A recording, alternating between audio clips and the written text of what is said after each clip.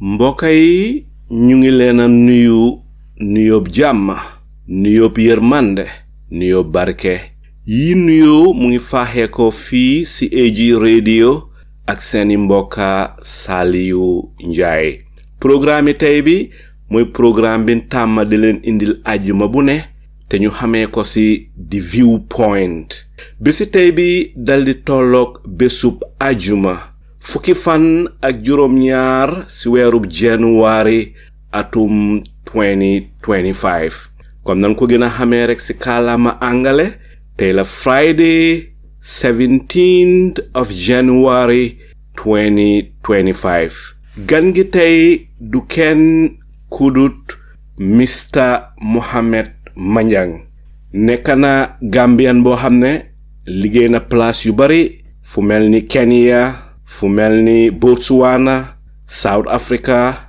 musoon naa nekk sax di Chief Financial Officer bu Standard Chartered Bank Region Africa nekkoon na tamit di Managing Director bu Social Security and Housing Finance Corporation ci Gambia waxtaani tey bi ñu ngi jublu ci koom-koomi réew mi li angale di ooyee economic growth ana lan mooy li nga xam ne mooy jëmbat mooy saxal koom-koomi dëkk bi ba tax dund mun a yomba liggéey mun a am marchandise yépp mun a nekk njëkk loo xam ne lu nit ñi mun a dépasser leen dëkk bi mun a neex ci ñépp nga xam ne ñépp dinañ mun a fay seeni cash power yi ñiy luyaas néeg mun a fay seen néeg luyaas yi te du métteeg ñoom du diis ak ñoom lii mooy li nga xam ne moom la ñuy waxtaanee tey bala ñuy tàmbali waxtaan ji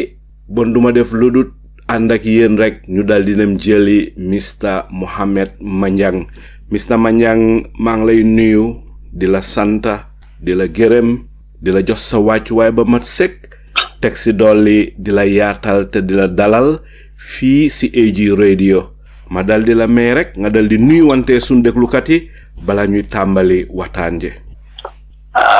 Saliou jërëjëf maa ngi lay delloo nuyoo bi di nuyu sa déglukat yi yëpp di leen wax ne dalal nañ leen si waxtaan bi ñu seet naka lañ ko wóobee dugg ci ñu seet naka lay demee xam naa ne waxtaan bi dafa tënku rek si mbiri Gambie so dinañ seet liñ ci xam liñ ci mun a wax ñu waxtaanee ko foog naa foofu laa yem ba ca kanam. jërëjëf Mr. Manjang ñi la xam bari neen gis nit ci télévision yi taxul nga xam ko si ñi la xamut ana kan mooy Muhammed Manjang. xam nga Saliou duma sori si kan mooy Muhammed Manjang li ma la ci mun a wax rek mooy rek doomi Gambian la juddoo naa Gambia laa juddoo yaroo maa ngi Gambia suma xaleel ya def naa ko Banjul njëkkoon naa ko defee Len Street voilà demee ba mag den ci latter part bi ma nekk Tobacco Road nekkoon naa foofu den commencé naa school Malfa ma continué jeexalee Muslim dem St. Augustine's def 1 year St. Augustine's ba pare continué dem jàngi ji Angleterre ba ma pare jàng nag ma delsee jotoon naa liggéey ak insurance Gambia National Insurance Company ma jógee foofu dem company bi ñu daan wooyee National Investment Board tey foog naa mooy Gaypa daanaka ma jógee foofu amoon na jamono bi njoon jaay ñu fàttale ko GPM bi fekk Gambia ko bëggoon na privatise ñu ooyoon ñi ñoo wooyee AMSCO African Management Services Company ñoom ci World Bank lañ bokkoon ñoom dañ daan management company la woon dañ daan dimbale parastatals yi pour teg leen ci yoon balaa ñu leen a jaay soo liggéey naa ñooñu ma def foofu ñaari at waaye time boobu maa ngi woon NIB ñoo ma second doon foofu ba ma fa jógee nag ma dem Standard Chartered ñoo ma liggéey Standard Chartered nag bi Standard Chartered nag si laa soog a dem comme ni nga ko waxee demoon naa Kenya nekk naa def naa jàngee naa Angleterre waaye liggéey naa Angleterre yi ma jóge foofu dem naa Côte d'Ivoire dem naa Cameroun dem naa South Africa Botswana ak Dubai so liggéey naa foofu nag xaw naa sori Standard Chartered moom fa jógee nag ma dellu si Gambia ma ñëw liggéey naa fële liggéey naa ci social security and housing finance so waaw daanaka daal si tënk daal foog naa loolu mooy suma jaar-jaar. mu mel ni jaar na si dëkk yu bari Mr Manjang waaye ma njëkk laa bugg a laaj xanaa bi nga nekk high school commerce student nga woon di te maa ngi fàttaliku ñun bi ñoo nekk St Augustine's man mi bi ma faa nekk da nga am option pour nekk a commerce student art student wala science student yow lan moo tax nga choose finance lan moo la si neexoon.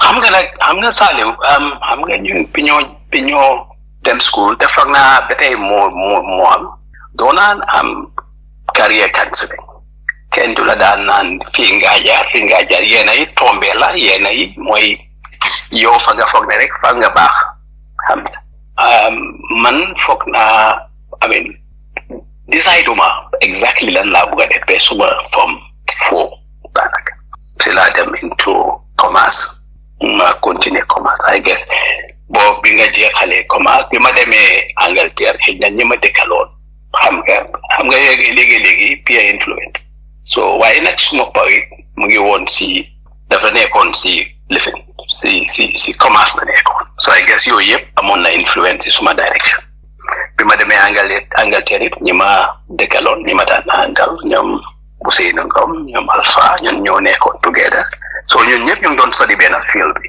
so you know I guess loolu yëpp bokk na ci waaye I would say basically xam naa di suma pa daan def moom a gën a yóbbu si wàllu commerce ko suma pa fa la daan yëngu.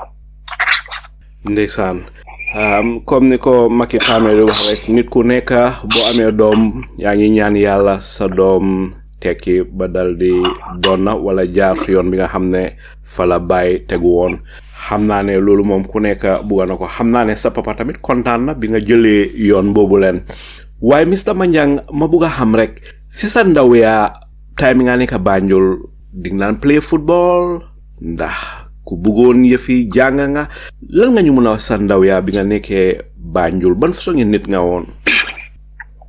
jàng nag dama mun naa ne daal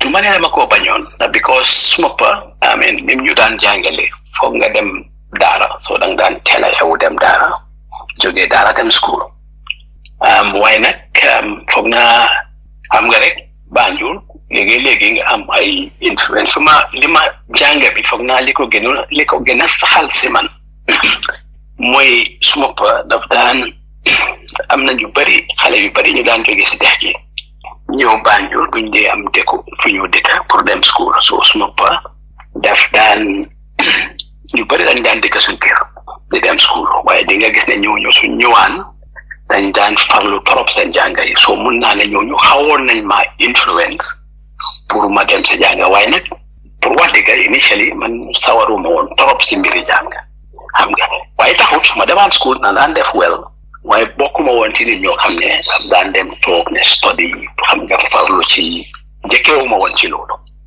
waaye comme ni ma la ko waxee rek ñii biñ jógee si dex bi ñëw su ma gisee gars yi niñ daan sawarte si jàng di dem school di dem library influence na ma so towards my end of high school to first year sixth form ma nit commencé woon naa di farlu foog naa période boobu laa gën a farlu sax si jàng daan initially waaye nag dama daan boole daara ak school xam nga yéen léegi nga feel na daal it was like a bit overwhelming because dama daan teel a jóg xam nga paa bi su daan jóg di dem jaaka suba time boobu la ñaa nga dem jàngi daara ña nga jàng daara ba boy 7 jógee 7 continue dem school ndeysaan xanaa seen kër dafa amoon daara si biir kër gi foofu ndax si koñ bi nga naan jàngee daara non paa bi dafa indi woon jàngalekat ku nekkoon si kër gi di jàngale soo da ngaa jàngal suba fajar jógee fa boo wàccee school it balaa tàkkusaan it nga toogaat jàng boori timis it nga jàngaat daara ndeysaan da ngay say boobu doo am time pour ne xale yi daan def di wóor si tefes gee wóor si dëkk bi te xam nga ne after fajar yaa ngi jàngal daara ndeysaan waaye nag paa bi la jàngal daara ustaas si de naan dóoree de ustaas bu baaxoon la nag ma ne ko waaye nag yal na ko yàlla yërëm moom nag dafa génn ak àjjuna léegi génn àdduna waaye nag ku baaxoon la tukulóor la woon mu ngi jógee woon Madina Gunaas ndeysaan jërëjëf si leeral yooyu Mr Muhammed Manjang fi mu nekk Mr Manjang ma bugga laa laaj rek gis nga suñ économie dëkk bi ni muy demee léeg-léeg ñi nga xam ne xamun économie ni muy demee du ñaaka den dee toog sax di wax ay wax yoo xam ne nguur gi mënuñ koo def ne nguur gi war naa def lii war naa sampal lii war naa def lii fii war naa def lii fele te xëj na du ñaaka ñun lu ñuy wax noonu based on reality loolu xëj na du mun a am wala mun naa am politiciens yi ñoom ñu ngi try bala ñoo ñëw into office xëj na ñu ngi amoon xalaat ne lii ak lii dinañ ko mun a def am nañ éene bi waaye nag reality bi ak sa éene always duy nekk benn ba tax na yéen mi nga xam ne yow mi nga xam ne professionnel nga ci finance yan factors yan elements nga foog ne moo dee contribute to economic growth lan mooy li nga xam ne moo dee yokk koom-koomi dëkk xam nga amin dinaa ci wax waaye xam nga rek lu nekk nag ku nekk am na spécialité economics am na ñu nekk spécialité in economics man nekkuma economist waaye du ma tere mun a wax ci fan commence koom ak yooyu because su dul dara sax man si suma wàllu boppa ma dee yëngu ci yu mel ni ba pare gis naa dox naa gis naa jàng naa xam naa ci tuuti soo dinaa ci mun a wax tuuti xam nga économie dëkk man ni ma ko dee waxee nit ñi ko soriwul torop ak soo amee kër because li nga doxalee économie mooy li ngay am ak sa dépense sa am comme dëkk des na ci ay li nga collecte si ay naamoyee taxe ak yooyu ak yi la yeneen dëkk yi di dimbale ak su dee da nga am ay du naamo rek waaye su dee am nga ay lu la yàlla jox si alali dëkk comme lu jëm ni ay géej gi yàlla may nañu am nañ géej am nga ay jën foofu am nga comme nga am oil mbite góol mbite yu jëmee noonu yooyu yëpp soo ko amee plus li nga collecte si taxes moo laa jox xaalis boo xam ne dañ ko mën a dépasse pour sa développement dañ ko mën a def si jàng bi def ko agriculture sampa defar ay lopitaan defar ay tali jàngal nit ñi ak wér gu yaram si lopitaan yi yooyu soo ñaar yooyu daanaka am nga fooy dépassé am nga feneen fooy amee xaalis bi soo léegi nag sa buga ak sa man-man duñ nekk benn xëy na di nga am yéene def yenn waaye nag xëy na am ba tolluwut foofu comme kër rek nit ku nekk mën nga toog ne buga naa xam nga sa buga ak li nga mun a antan buñ méngoowul rek boo buggee topp sa buga rek di nga loolu foog naa yéene moo dee dal ay dëkk léegi nga am ay politicien am nga politique moom affaire yi boppam di nga bëgg a bégal ñëpp waaye nag bégal ñëpp boo moytuwul rek toroxtaande rek nga cee jëlee soo léegi foog naa loolu moo dee dal ñun Gambia soo seetal Gambia dañ nga lépp ba léegi fi ñu toll pour def dara sax dafa defe ko because daanaka ñun li ñoo am yëpp boo ko xaajee ñetti yoon daanaka benn wàll bi yëpp dañ ko dee mun koo dugal ci fay bor ak bor bi ak li ñoo teg ci bor bi ci interest te xam nga su dee yaa ngi am téeméeri dërëm nga jël ñetti fukki dërëm yooyu di ko dugal ci fay bor rek xam nga léegi liy des pour nga def ko ci development daf ko si jàng bi daf ko si lopitaan bi dafa néew torop su dee benn pàcc rek mu ngi jël ñetta fukk ci téeméer li see des léegi bariwul de te ñun fa lañ toll World Bank sax waxoon nañ benn time ñu ne Gambia si àdduna si dëkk yu gën a néew doole ci koom-koom ci fa la Gambia bokk ñu ne fi nekk tey mooy ñu ngi financially ñu ngi in the worst shape financially depuis 2006 xam nga su dëkk nekkee foofu loolu problème la ci àdduna si daal ñi gën a néew doole lim nañ si ñaar fukki dëkk ak juróom-benn ñun si foofu lañ bokk ñun ñoo comme ñoom ay DRC ay ñoom Tchad Mozambique Guinée Bissau Niger ak Sudan ak Afghanistan ak ñoom Yemen waaye da nga gis ne dëkk yu bari si mala limal dëkk yu am problème la dëkk yoo xam ne ñu ngi si ay guerre ñu ngi si ñu ngi si ay tolof ñun nag nekkuñ ci tolof waaye fa lañ bokk dara taxul na ngir bor yi ñu amee rek. ndeysaan lii nekk na loo xam ne lu daw yaram la te bu yàggut rek Gambie yëpp xam ne bor bi nga xam ne moom leen amee dem na ba 11 billion dalasis te loolu du xaalis bu tuuti lu xaalis bu bari la. non bor bi ëpp na 11 billion. ëpp na ko léegi 11 billion bi. non bor bi moom ëpp na 11 billion trop bor bi moom jege na lu mut 100 and something billion 11 billion bi mooy li ñoo fay at bu nekk ci bor waaw so 11 billion bi mooy fay bi rek li ñoo fay ci bor bi la ci at mi waaye dem na ba 110 billion waaye bor bi ci boppam mut na 110 billion ndeysaan so ñuy war a fay 11 billion at bu ne lan nga foog ne mooy li xew su fekkee ne den fail maanaam nguur gi munta fay 11 billion bi like let's say 2025 bii nii nguur gi munta fay 11 billion bi lan nga foog ne mooy li xew waaye sam nga su nguur munut a fay dafa indi ay jafe-jafe bokk na ci jafe-jafe yooyu xam nga because soo munut a fay bor xam nga pour nga because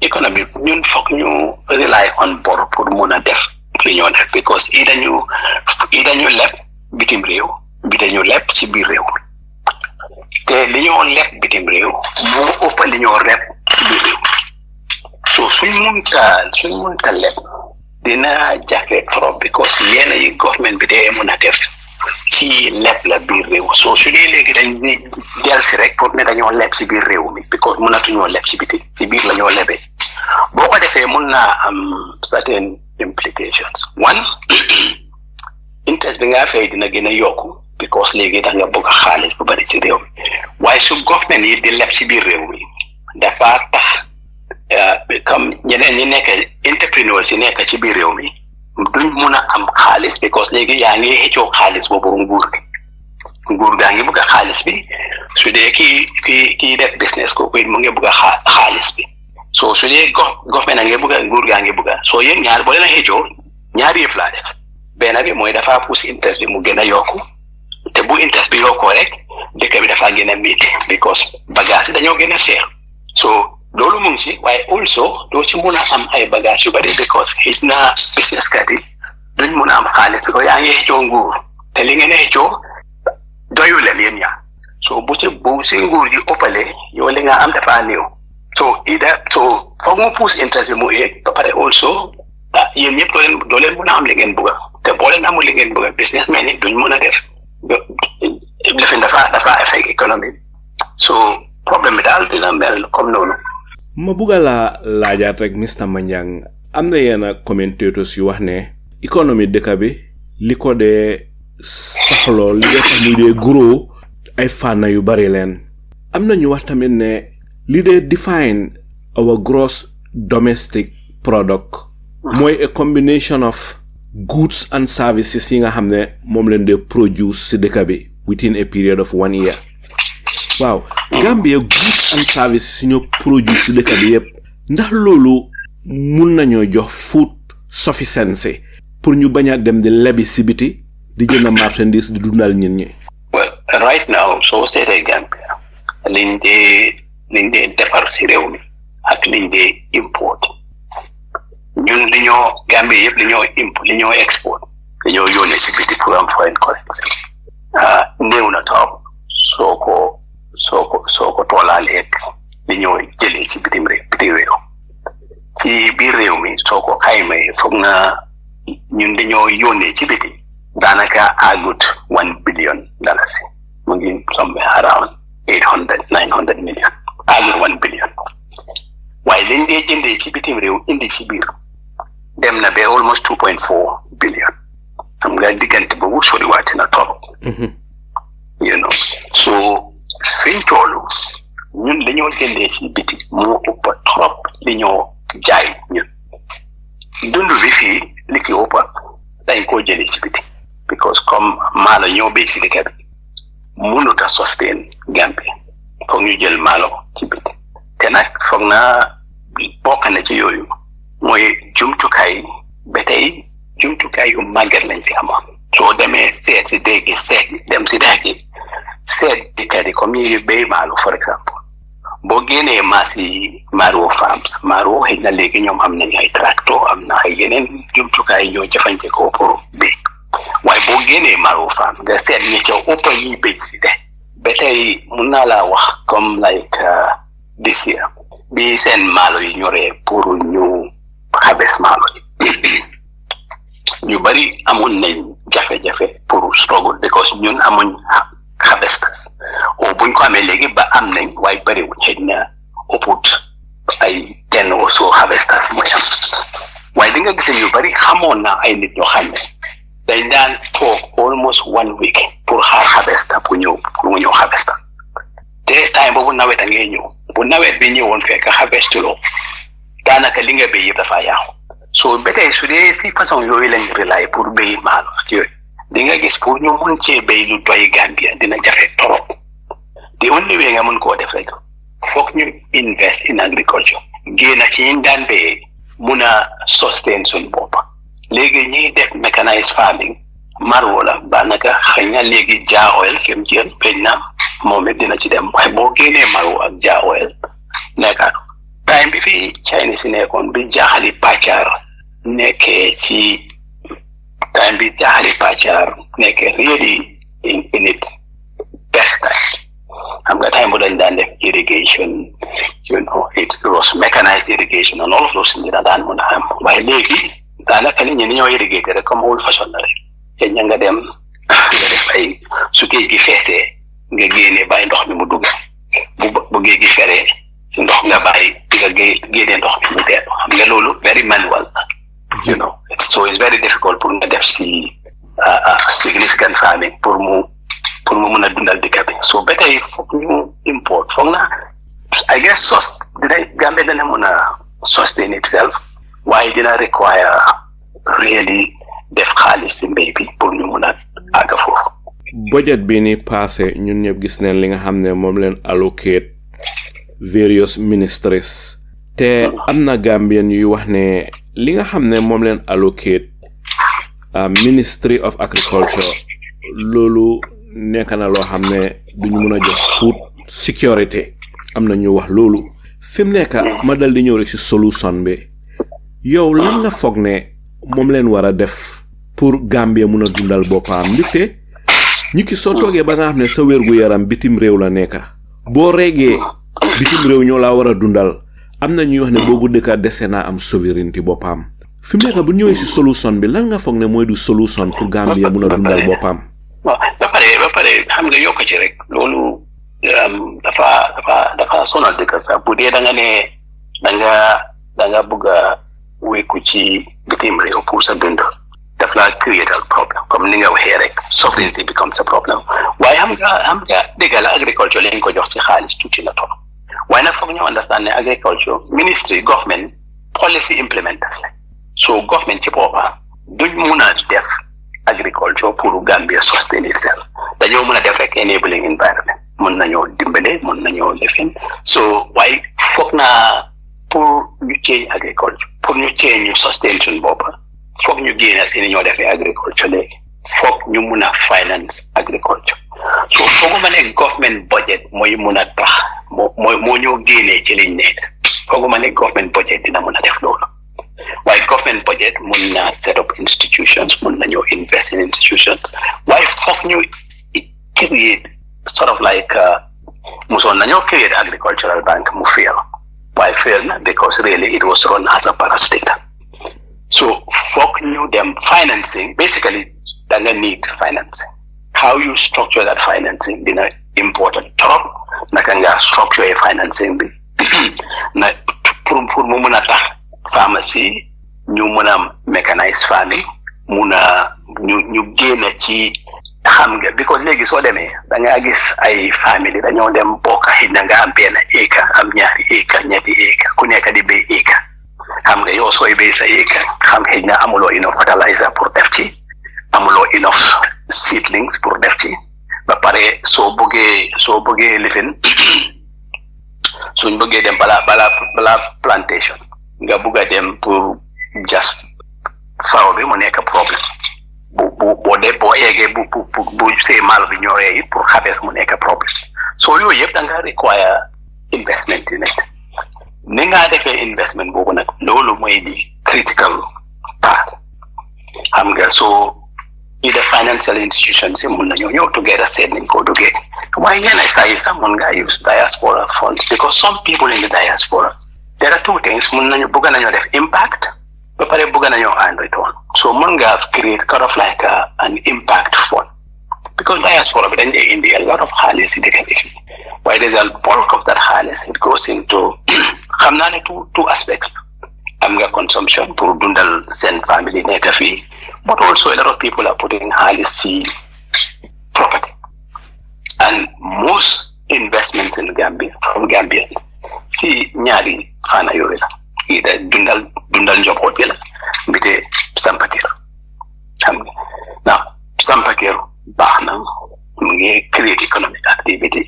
but it is not as productive come soo demee into agriculture waaye foog nga create kind of like an enabling so that's one way boo xam ne xëy na di nga mën a address funding into agriculture but that is finance waaye also management bi foog naa ne is an area also boo xam ne jar naa seet because foog nga génn ci manage faro yi ci family nga come into organize ko daal into a bigger form xam nga because soo bëggee ron large scale family foog ñu génn ci ay family moom ay faro bëgg a ko liggéey ne tey noonu nañoo liggéey faro so foog naa loolu foog so it's about addressing structure boobu but also seet ni nga provide finance foog naa combination of ñaar yooyu suma gis-gis noonu la ñoo mën a advance agriculture xam naa ne people are focusing more about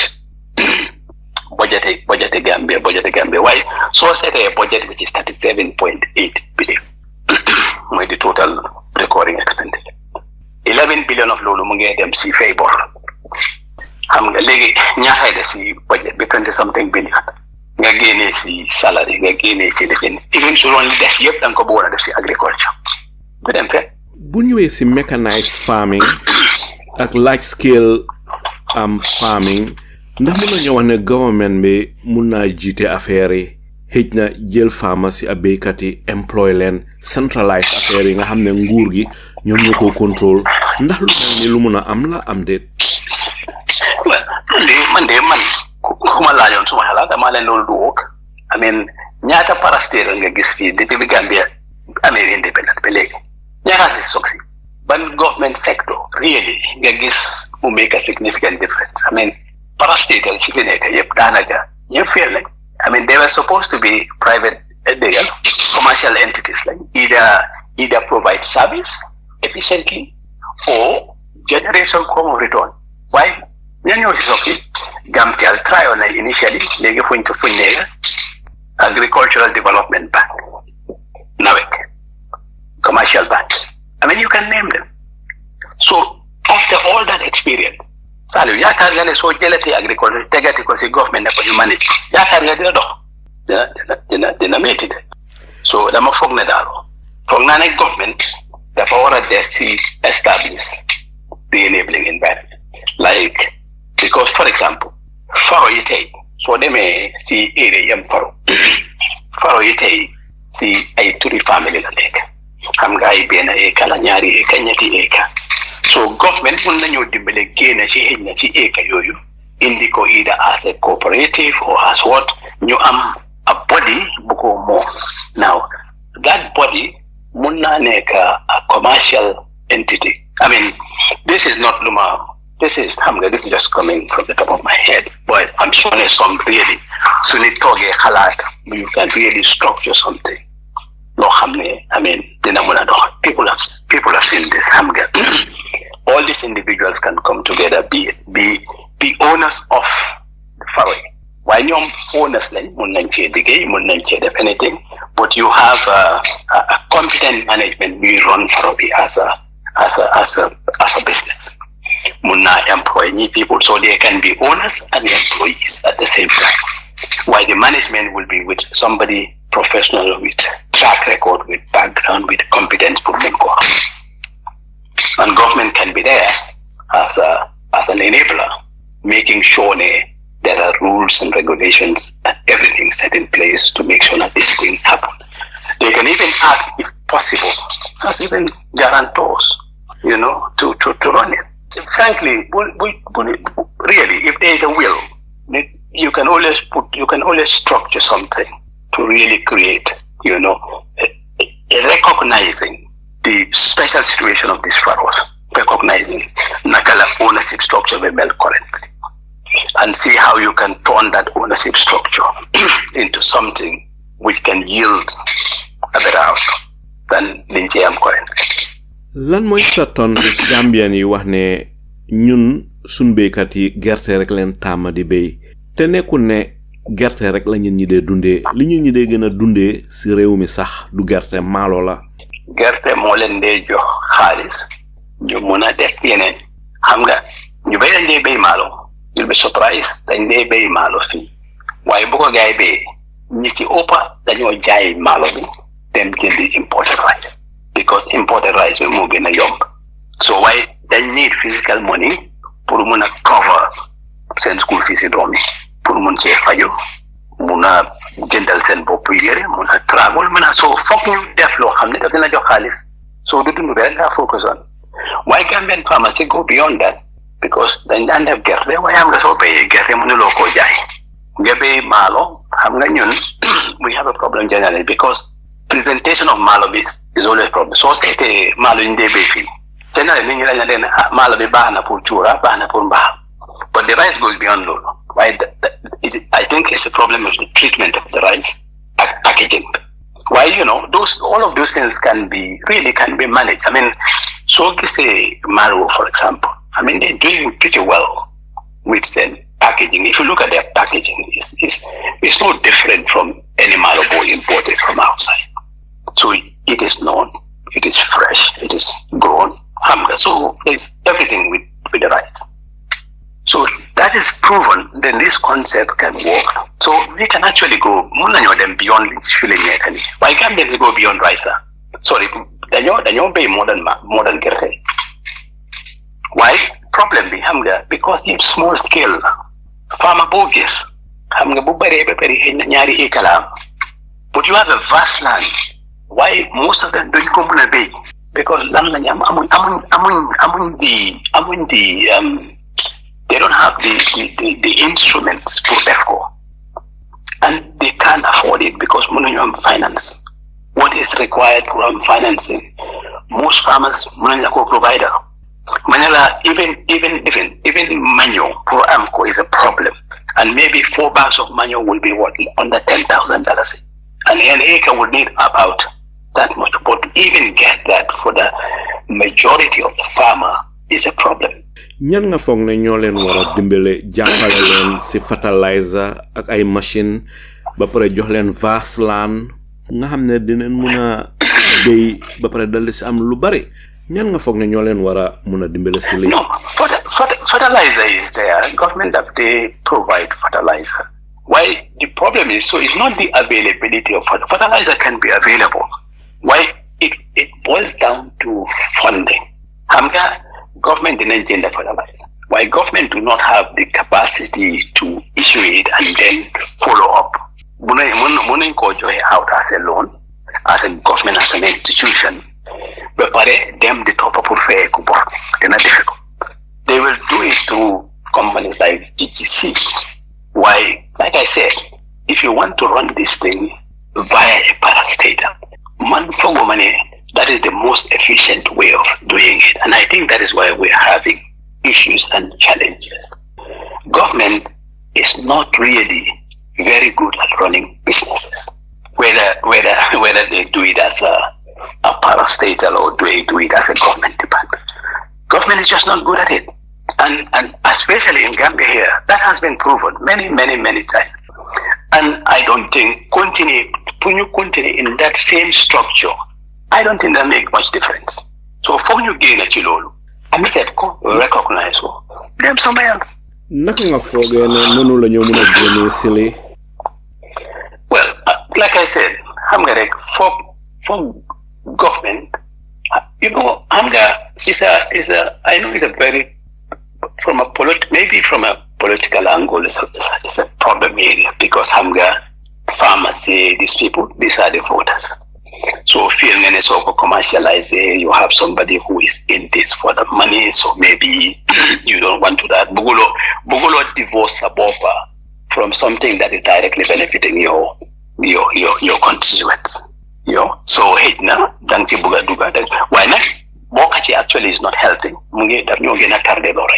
So government needs to be bold, take politics aside, really look at the greater interest of the country, and allow this thing to be run as a commercial entity. And commercial entity does not mean that extort people. Doesn't mean that it's not riba, but it can be. So if you have the right structure in place, and I'm just coming back to this right structure, you just need to have the enabling structure to run. And I don't think that is impossible. I think it is very feasible. But it just requires people really to sit and put something together and just make sure you have a credible structure that can manage this. It's not impossible. It can be done. I mean, South Asian countries have done these things before and they've succeeded. I don't see why we can't do it. We have people with the competence and capacity to do it. We just need to allow them with that. Jërëjëf Mr. Manjang, fi mu nekk ñu dal di ñëw si beneen laajte bi. Gambia ngi am ministry bu ñuy ooyee Ministry of Fisheries. Sun géej gaa ngi ne danga ak ay jën bari lool ak ay jën. Waaye Gambia amul ay fishing trawlers comme gaal yu mag yi nga xam ne ñoom ñooy nappa pour nit ñi mën a dundee yéena yi ñu dal di jël dal di jaaye bitim réew mu dal di indil nguur gi wala dëkk bi koom-koom. Ñu ngi jël sun licenses yi di ko jox fishing trawlers yi nga xam ne ñu nga faaxee ko bitim réew ak tugal ba tax na fi mu nekk nii nappakat yi ñu ngi jooy ne fishing trawlers yi ñu ngi nappa jën yi ba ñoom amul jën te ñoom géej gi leen yaakaar pour mun a dundal seeni njaboot ak seeni doom yi fay school fees ak luyaas ak yeneen yu mel noona waaye léegi lii mu ngay jafe ba nga xam ne suñ marché bi sax jën dafa wàññeeku te su wàññeeku dafay gën a seer lan nga foog ne mooy di solution pour ñu mën a jëriñoo géej gi. Well, I'm sorry, comme li nga doon wax si béy bi la rek si laan bi rek it make no difference léegi nii da nga ma ne sun nappakat yi. So what is lan mooy the difference between ñun sun nappakat yi ak ñi amee trawler ñoom ñëpp dañoo nappa.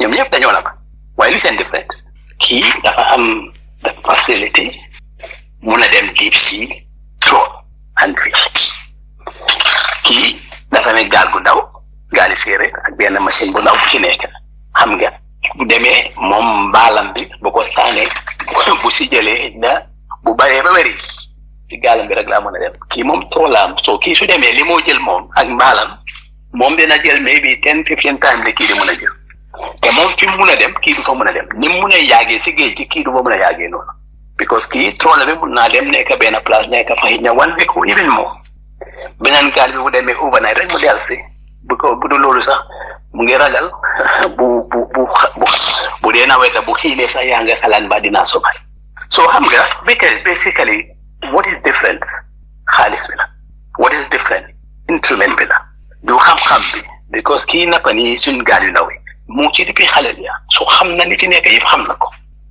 waaye lim amul rek muy xaalis that's the only difference so gars yi amoon toola foo nga ne ñoom it duñ compete for the same license they will suñ ko amul directly they will still have it because dañuy mën a def exactly the toola si mën a def waaye amuñ xaalis even individually or collectively dina difficult torop pour ñu am toola so those are the constraints and until you address them dafa difficult pour nga jéem a compete xëy na du ñàkk ñuy déglu dineen ne lan moo tax ministre of fisheries lan tax munta jënd trawler pour employ ñun ñuy jëriñoo suñ géej gi ñi nga xam ne ñu ngi xalaatee ni yow lan mooy sa tontu jëmale ko si ñoom waaw xam nga loolu yëpp is possible but I think ñun Gambians also we should also start moving away from thinking ministry bi jënd ko you know because ministry bi it will bring you back even ministry mun nañoo def seen pexe yu bari jënd ay many trawlers waaye sali man de ci li ma gis si dëkk bi buñ ko defee matter of time la rek du dem fenn lan moo tax ministry bi it's a question really I mean bil nañ fi ay national NDP bil nañ fi many vision 2020 NDP am nañ very good theoretical things in ci mën a def pour egg sa dem def waaye xam nga we need practical doers we need people ñoo xam ne mën nañ koo def am nañ experience def ko ñu allow leen ñu def ko because Gambia ñàkkul ñi mën a def lii ñàkkul ñi ko xam waaye dañ jot am the opportunity for example gis nga for example comme yow soo jógee ci biti ñëw Gambia there's always this feeling ne su dee man nekkuma si nguur gi from the beginning su ma jógee from ci biti ñëw ci nguur gi fu mu munti doon whether parastate or local government di ci over dañ laa xeex ba génne soo mënee sax taxul outside nga bokkuloo xam nga yow soo ñëwee with certain ideas it's almost like no yow li nga xalaatee there's a private sector thinking la loolu apply wu but that's not it efficiency xamul private sector xamul public sector lu baax ñëpp ko bëgg lu baax foo mën a nekk di nga ko mën a doxal so foog naa ne li war a xew moom maraw ndax dama jógee si private sector bi ndax dama nekk si public sector su dee compétent na soo nit ki compétent na alaawal mu def ko te nag Gambie ñaakuñ ñu compétent de bari nañ ko lool. Mr Manjang ma dal di ñëwaat si beneen laajte bi sun lopitaan ngi gis nga ni nga xam ne noonu Gambien yu bari tàmmaneen di dem fajoo ji Sénégal bu yàggut si lañu ñu doota dem ay India ak ay Turquie di faju ji te li nekk na loo xam ne lu daw yaram la sun lopitaan bi ñi ñaa ngi jooy ne amun garab ñi naan amun docteur ba pare faju seer na Gambien yu bari sun feebaree su dee am nga ay mbokk yu nekk bitim réew yow lokki nga ne na mun a dimbale nga faju private lopitaan yi seer neen ba pare garab seer na si lopitaan bi ñi ñaa ngi jooy ne lopitaan bi amul garab te every year sun budget bi daf dee allocate ay millions yu bari si Ministry of Health lan moo tax lopitaan bi munta jur profit boo xam ne dañoo use profit boobu pour garab mun a yomba sampa si yeneen lopitaan lan mooy problème bi si sa gis-gis ak lan mooy solution si well I think lopitaan unfortunately one of the biggest problem with say ci medical bi ci infrastructure ci is corruption I think lopitaan bi because recently the guy changed some of the revenue collection methodologies see Edward Francis this is huge improvement so xaalis fa ndax dina doy lopitaan bi ono that loolu is a different argument why definitely xaalis fa bu dee am nañ but again xam nga some institutions dañu weak but you unfortunately have people ñoo xam ne they're very happy to continue to see that weakness because loolu moo leen a jox ñoom leen dokaam why I think we need to strengthen the governance institutions certainly ci lopitaan because lopitaan is very critical I think strengthening the governance structure there fata lifini holds fa nekk I mean that will be a good start so combining all of it incentivizing people ñi fa nekk Then, because, so these private hospitals you talk about, Edward Francis, same people, when you're again at them, they is a private hospital. So you forget any private hospitals, do see need because same group of people. Because what they may any private hospital see, doctors in same doctors in them fake and Lopita and Edward Francis be the kind of him, be the Lopita woman, Yumga perfect. Nurses in Africa, but the same nurses in Africa. So the human resource, same human resource, but clearly we need to improve, there is no harm for continuous education, though there is no harm. Clearly, I'm sure there is room for improvement in terms of human resource. Why? So what is the other problem? Funding. Funding, they have some funding, but they can do better. They can actually add some more funding, and you can also be creative in finding other ways, because so many attract them to private sector.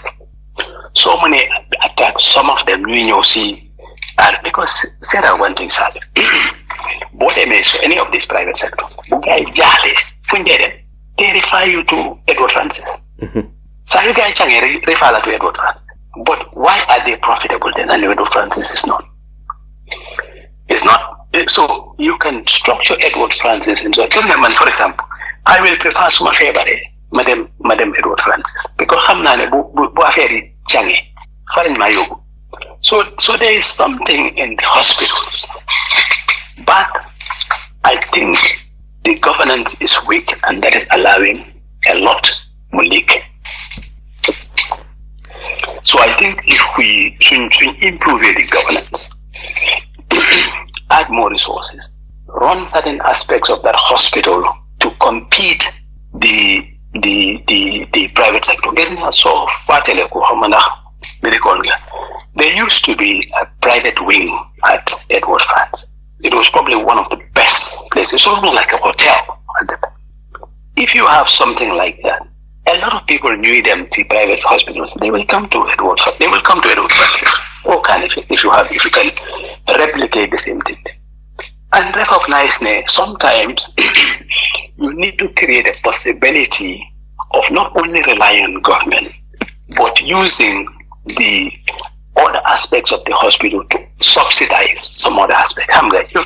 You can do cross subsidization within the hospital itself, because you can almost create like a private hospital in these public hospitals to treat some of the people who are willing to pay. And whatever surplus you have, you can use it to get the government to pump it to the other aspect of the hospital needs to the general public. all this parastatals, Sally, they carry huge medical schemes in their offices. Each of them, I don't know. Why Hamnale, the big one, each of them will carry like 10 million or so in internal medical schemes. Why not centralize that in, say, RBT or Edward Francis?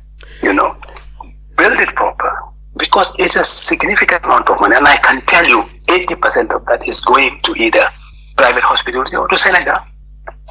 So capture it within Edward Francis, within the public hospital. Set up a specific unit for it.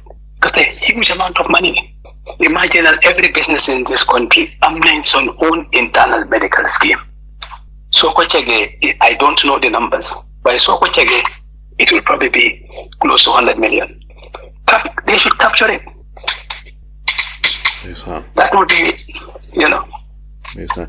Ndikte, Ministry of Health ñu ngi allocate 2.7 billion 2025 waaye bante ñi ñu ngi jàmbat di jooy naan boo demee l'hôpital Edward Francis Small Teaching Hospital nurse yi glove yi ñoo use doyun oxygène dafa manqué am na jamono joo xam ne sax ndox amut si l'hôpital bi ba fire brigade bi moo doon dem Edward Francis Small Teaching Hospital di leen supply ndox.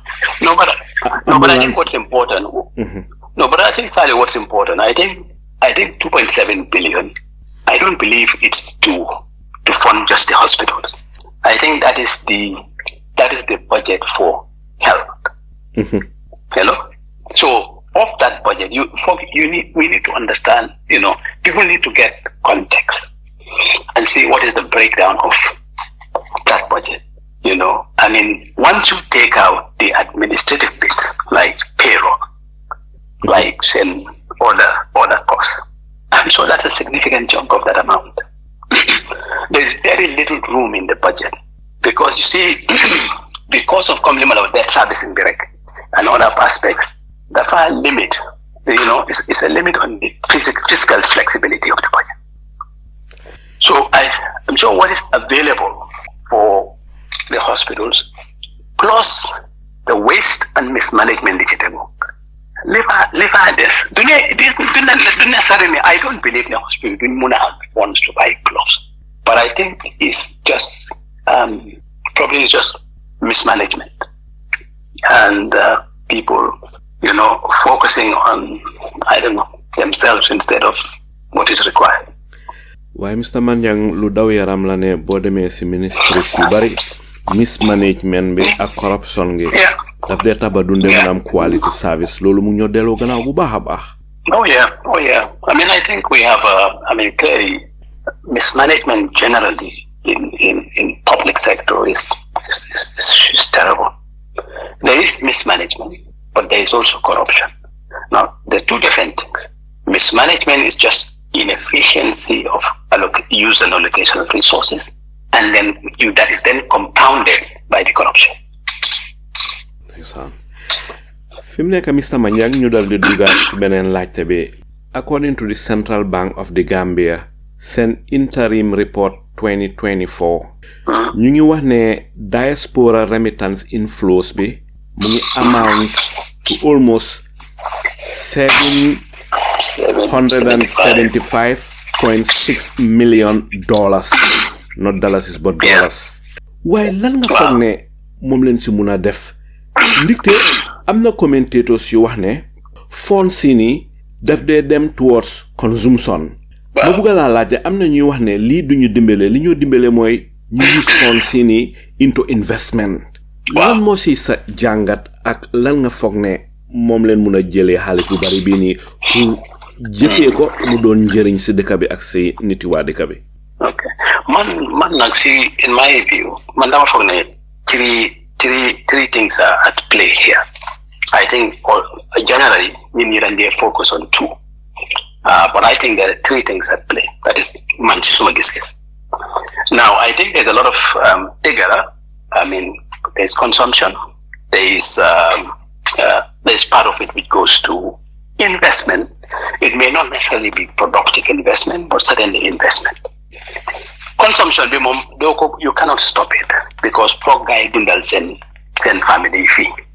Now there isn't adequate data for how much is spent on consumption and how much is spent on investment. It's just anecdotally lingagis. Because when you see combogi fee, not only combogi, so them see that yep, lingagis and yange samp, lingagis ta funek, fee becoin for them lingagis and yange sampata. What them anti dahgi maybe some few years ago.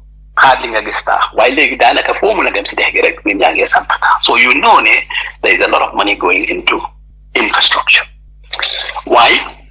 That infrastructure, yes, it is generating a lot of economic activity because for example, Yange create jobs, Yange create, economy, there is activity going on because in Yange gender building material.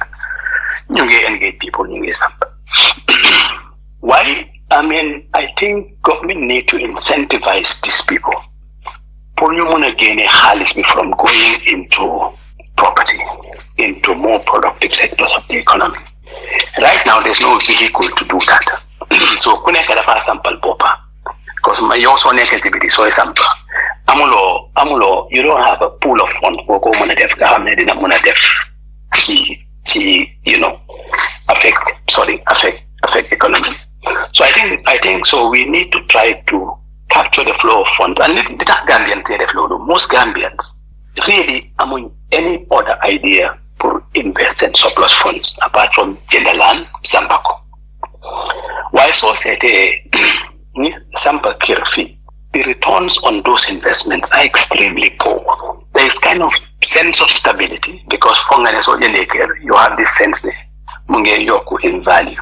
Why waaye soo sampee kër bu jël 30 million fii soo ko géejee ñaata nit ak mën a jëndal so it's theoretical ba pare yields yi are very poor soo seetee li ñoo charge fii rek you spend multi-million dollars si house the yield bi nga am si house boobu xëy na du àgg 3-4-5% a year because foog nga am periods yoo xam ne da nga am voids doo am rent so if you combine those two it's very poor. Why if you take it and put it in a productive sector, for example, agriculture, comme liñ doon wax ne béykat yi amuñ possibility pour farm su leen nit mënoon a jëndal combine harvesters, for example, jëndal leen tractors, plowing machines, stuff like that. You have a fund that is into that. Xam nga loolu dina tax mbéy mi gën a dem kanam. Will be a lot more productive. Right now, we have to try to invest in areas you have dina wani soon dependent on imports. Ñun ñu ngi import as a country, ñu ngi import over 2.4 billion annually. Ñu ngi export less than $1 billion. That deficit, money ko sustain, is not sustainable. It's going to impact foreign currency. Currency will not continue to devalue because there's a huge gap between linear export and linear import. So we need to shift from putting money in these physical structures into more productive sectors. You didn't counter the need for imports. So why I think it is about government setting the right, enablers to do that.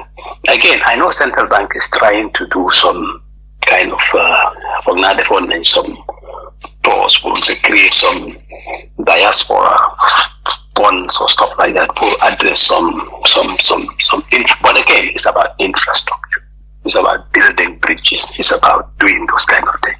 That is not going to address our productive sector. So and it's to really be more diverted towards the productive sector.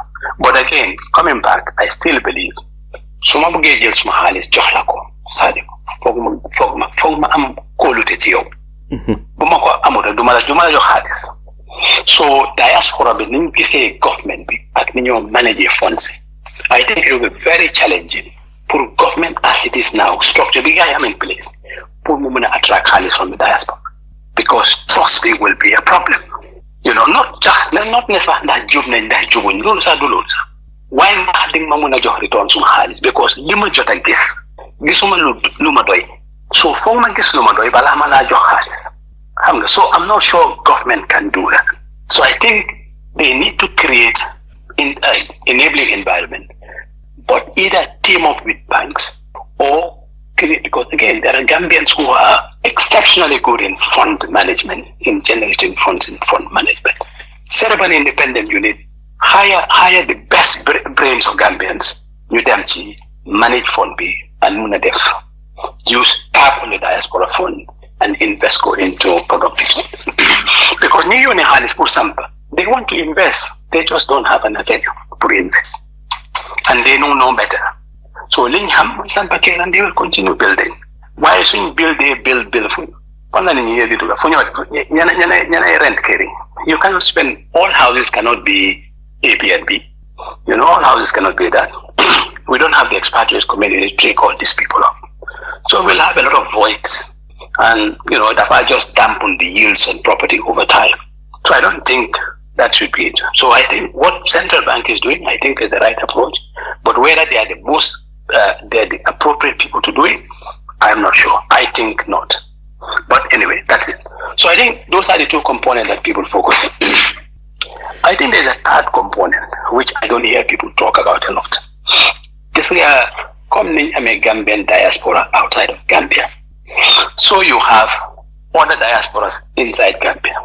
The Senegalese, the Guineans, the Nigerians. Even you export halis from fee.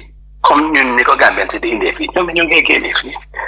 At the last census, is about 120,000 people. So it's pretty close to the Gambians you have in the diaspora. Because Gambians in the diaspora, again, figures vary.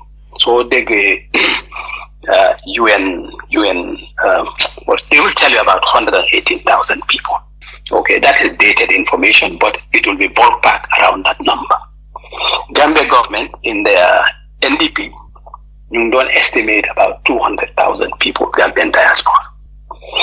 Why that you include on illegal migrants plus what they call generational diaspora. Parents So if you count all of those people, they were estimating it around 200,000. But again, this is data, this is probably 2021. So maybe now you're probably looking at 220, 230 or thereabout, somewhere around that range. Diaspora, 700,000, 770,000. The foreigners also in Gambia is about 120,000. Clearly, Gambia is not the same in terms of earning power. Is not the same.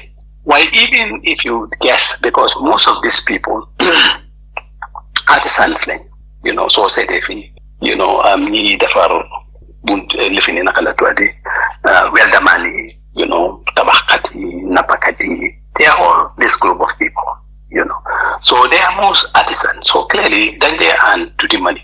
Even if you say conservatively in a year, they take about $2,000 out. So they are also taking out of this economy maybe $200,000 to $300,000.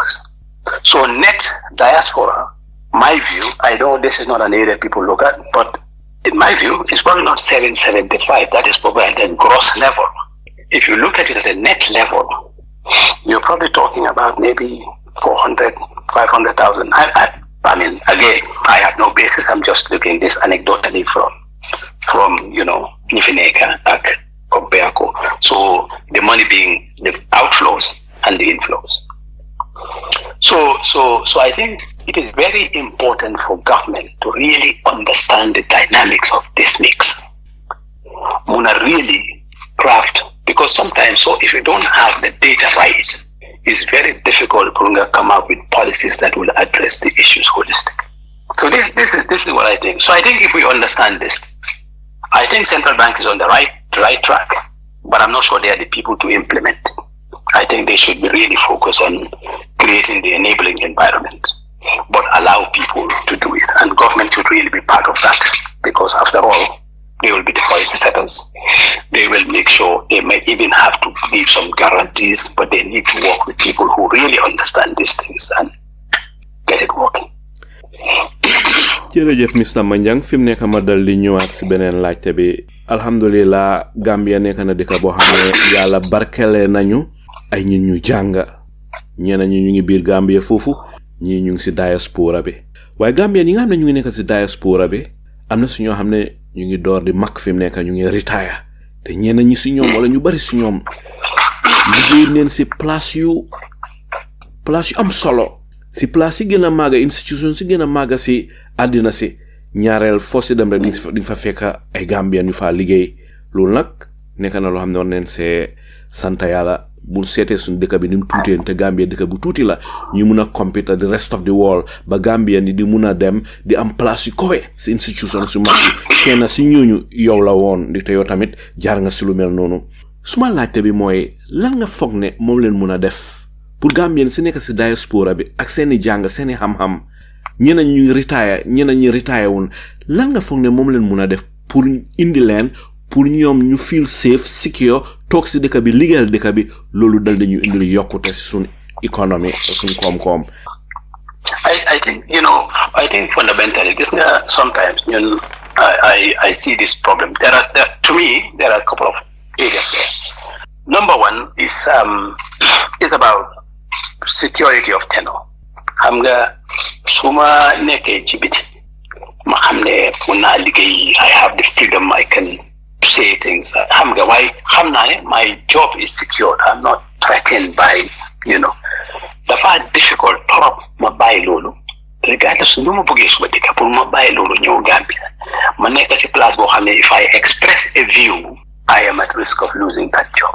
Not ne dama am problem pour amati beneen liggéey waaye xam nga kenn bëgguta di nekk di change liggéey from every few months nga change liggéey nobody you want stability soo gisee nga ñëw sa dëkk bi ko da nga bëgg a dimbali but there has to be some kind of security of tenure, which is what is a problem here because sometimes so nekk si place really your fate is probably dependent pretty much on the president so the president can, for good reasons or not, dinner as a plan, so buy as a plan. So, so that is an issue.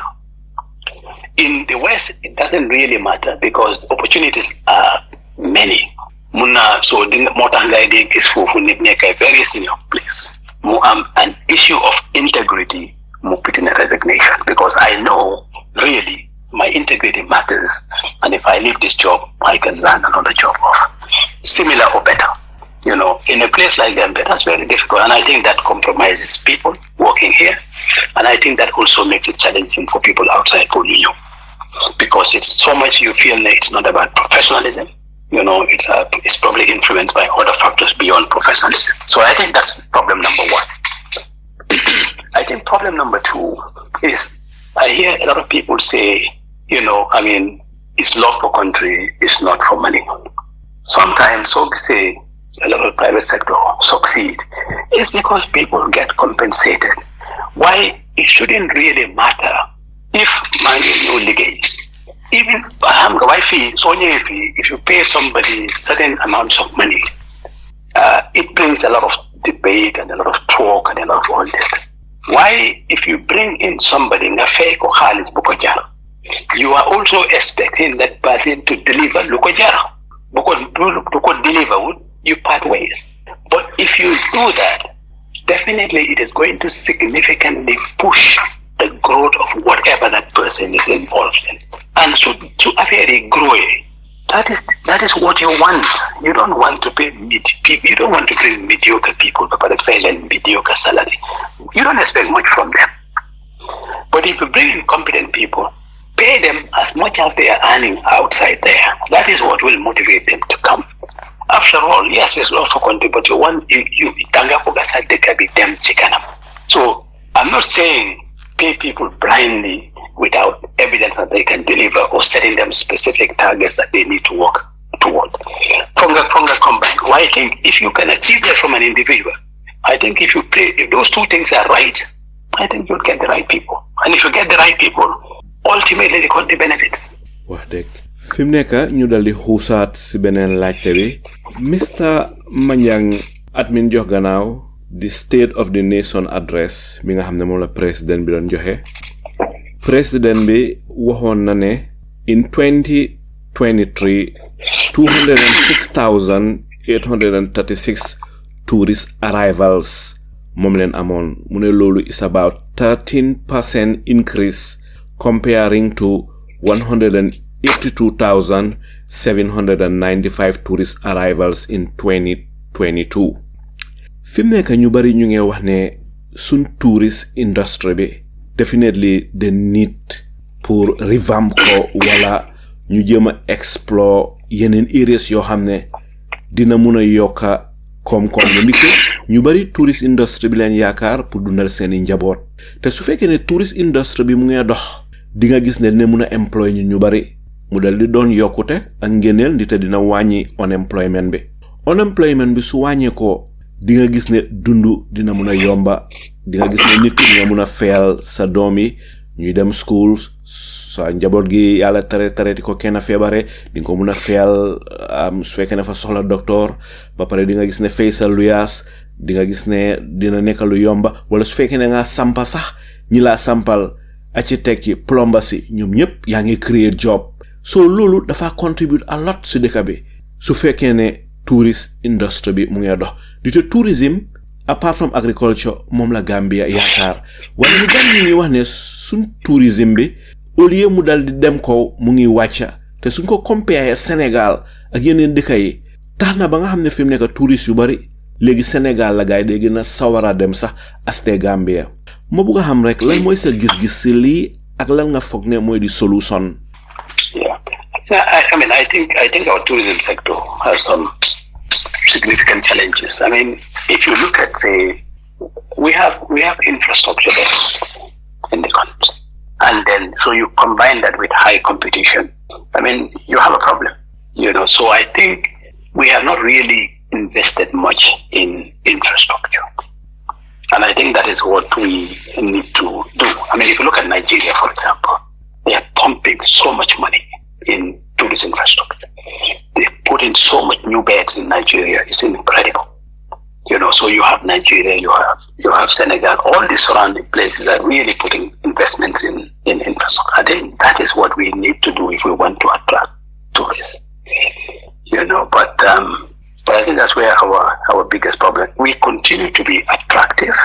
I mean, we have recovered nicely from the pandemic, and it is still continuing and growing because tourism, like you said, has contributed. I mean, if you look at tourism, it brought in over $400 million last year. So that is very significant. I mean, if you look at tourism, agriculture, and the diaspora, these three probably constitute more than 60% of our GDP. Certainly over 60% of our GDP. And between tourism and agriculture, they probably employ maybe 50-60% of the population or more. So they're both important sectors. But if we don't continue investing in infrastructure and putting in some other things that will attract tourists, I don't think we can sustain that growth over time with the region and how they are building their infrastructure and competing. I know even this thing about the airport tax is small, but it's a nuisance. And all of these things will go along to impact the tourists. Because even if it is not the amount, but just the time, I mean, so through the airport, it's just time being spent, like, is frustrating. So all of these things are really not good for the industry. So I think that's my take on that sector. Now nga gisee $54 million bi nga xamne mom len allocate tourism and culture. Ndax foog nga ne it is sufficient? Ndax foog nga ne lu doy la? Well, it's difficult for me to say whether it is. On the surface, it will appear not enough. But again, I think we need to remember, I mean, what is tourism budget for? I think it is for, I assume, I don't know, I don't work there, but I would assume it is for promoting the industry. It is for covering the administrative costs of the industry and for policy issues. I would assume this is what it is for.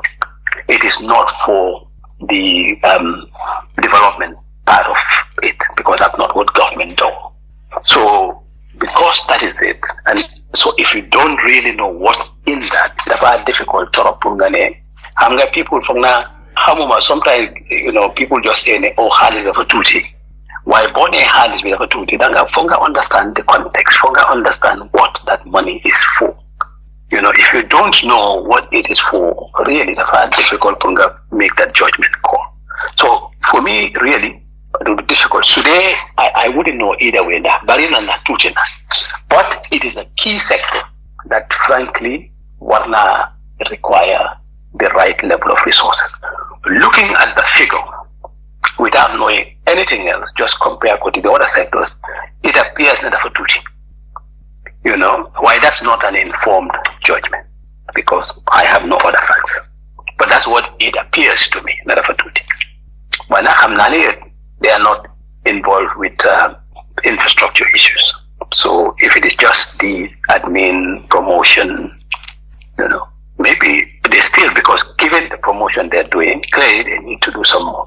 So maybe in that regard, there is not enough money there, especially a sector as important as tourism. Because there's a lot more allocated to places like defense and I can understand internal security. So interior I can kind of understand. Defense, I understand, but and I understand there's a lot of capital outlay in defense, but there seems to be a significant more given to defense than to tourism or agriculture. Jërëjëf Mr. Manjang, ma dal di ñëwaat ci beneen laajte bi. Soo déggee di word fintech, lan mooy li nga xam ne moo doy ñëw ci sa xel? Well, it's like it's technology in financial delivery. I think simplest form, that's what it is. Using technology to deliver financial solutions. Mm-hmm. That's what fintech is. Wow. Am na commentators yu wax ne am na njëriñ yu bari lool waaye tamit am na disadvantages like loo gis rek am na njëriñ waaye tamit dina am area yoo xam ne xëy na njëriñ yi dina fa xala néew waaye ma bugg a xam rek lan nga foog ne mooy njëriñi fintech financial technologies in the Gambia? Well, I think for one, it will pool resources. It will pool resources, centralized resources, because hamga dafa melni soy def defé nakala tuati ususu hamga boy def ususu ci the concept of ususu individually amuñ doole waye comme li ñu wax rek molo may doole hamga bo len nekké ci ususu ku nekk direct transfer 100 200 300 même xawa sakan ben joko kenn mu taxawal bopa hamga fintech will enable that. Imagine how many Gambians yoo xam ne li ñu am dafa néew torop mënuñoo nekk the main banking system. Why if you start having mobile money and stuff like that, yow mën nga am fa $10 nga def keneen am $100 def si mobile wallet am keneen am. So you are now gathering all of those funds instead of having it spread all over the country. Yaa ngi ko centralized. So ko centralized suddenly mut na dara. Mut na loo xam ne mën nga ko use. So ñi nekk ci fintech bi they can use that to actually invest because ñëpp duñ jëlandoo xaalis bi. You can use it for invest, you can use it for lend back. So actually you will generate economic activity. So that's one of the main significant benefits of having fintech because it allows you pour nga mën a dajale, xaalis bi yoo xam ne otherwise dafa nekk rek all over the place waaye yëpp ay, du amal kenn njëriñ boo boolewut waaye boo amee lu mel ni fintech mun na koo boole te daf koo def ci xam nga fere bi du bëri because li nga amut require wuloo pour nga put a branch require wuloo pour nga put ay cashiers ñuy kon you don't need that. So I think that's one of the big benefits. lan nga foog ne mooy disadvantages yi nga xam ne moo ànd ak fintech? I'm not disadvantaged. I can't really. I'm not saying there isn't. I mean, there will always be because clearly, with something like this, nobody having before people become very familiar with it and all of those things. Nobody didn't see nyaka halis. Nobody didn't see living. Even so, konyaku sa lege sa. Dina am kui real mobile do hamne halis am secure. So all of those things are there. But I think those are very, very minor, and they are teaching problems. I don't think. At least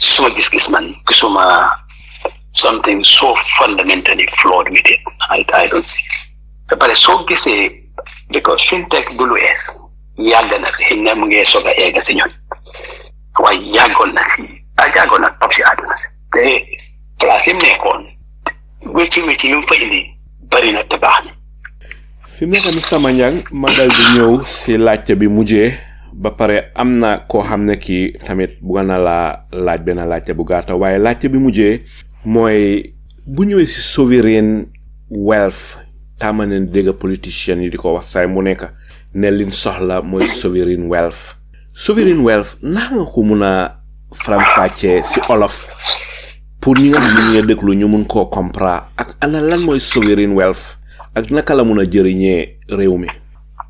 xam nga ñu bari dañ dee wax sovereign wealth waaye nag soo munta balance sa budget doo mën a am sovereign wealth foo noo ko mën a amee xam nga dafa mel ni nga nekk borom kër yaa ngi dund bi dafa jafe ci yow waaye nga bugg a ne da nga am condamné dafa denca bés bu nekk nga bugg a am condamné da su ma condamné bii de dama cee nekk di def benn $100 bés bu nekk waaye yaa ngi càng dépense $50 foo ko wane te loolu daanaka loolu mooy sovereign wealth dafa mel ni da nga am lu ëpp sa soxla waaye nga ne xaaral bu ma jël xaalis bi yaaxaw ko dinaa si jël nangam may koo tegee boor pour doomi réew ñi ñëw ëllëg ñu am fuñ sukkandikoo pour jëm kanam daanaka loolu mooy sovereign wealth fi nga ko déggee yëpp dafa fekk ñu am dara ñu mën a génne seen budget tegee boor pour sovereign wealth ñu ko use invest ko nga xam ne for example su dee dañu am oil doo jël sa xaalis oil bi yëpp nga ne xaaral ma use yëpp because soo ko defee léegi oil bi lu mu yàgga dina jeex te bu jeexee ñeneen ñii ñëw ëllëg duñ am dara luñ jëfandikoo soo da ngaa ne rek su ma amee oil dinaa génnee nangam ma tegee ko boor pour ëllëg si biir ma am leneen lu ma yaakaar lu dul oil mun naa jël xaalis ma invest ko in ay businesses ma invest ko si yeneen fànn yoo xam ne du oil nga xam ne bés bu ma amatut oil dina fekk dajale naa feneen foo xam ne dina ma ubbil yeneen bunta du ma delluwaat ci coon dool du ñëwati daanaka loolu mooy soxla nu ndax foog nga ne am na dëkk yu bari in Africa ñoo xam ne ñu ngi tegee boor sovereign wealth. not that I know xam naa ne am na dëkk ñu ko xalaat waaye mun na am waaye man xamuma dëkk yu ko def because soo seetloo dëkk yi ko am boo paasee Norway foog naa Norway la si nañ ñu gën a ràññee you know ak ay dëkki arab yi am na yeneen dëkk ñu ko am waaye gis na Norway loolu la woon dañ amoon lu ëpp seen soxla ñu mun koo tegee boor dëkki arab yu bëri ñu ngi koo def léegi Saudi Arabia ñu ngi koo def because ñu ngi xalaat ne bés bu ñu amatutee hydrocarbone xam nga war nañoo am leneen lu ñoo sukkandiko ñu ngi créer soxla you know dëkk yi am oil ñu ngi koo xalaat ñu ngi koo géem a def because xam nga rek boo ko deful rek li xew rek soo da ngaa overspend balaa lifin rek nga fekk amatoo mu nekk problème waaye Afrique xëy na am na ñu am te waaye fi ma toog ni de mënuma xalaat benn dëkk ko waaye nag man ñàkk koo xam taxut amut xëy na am na.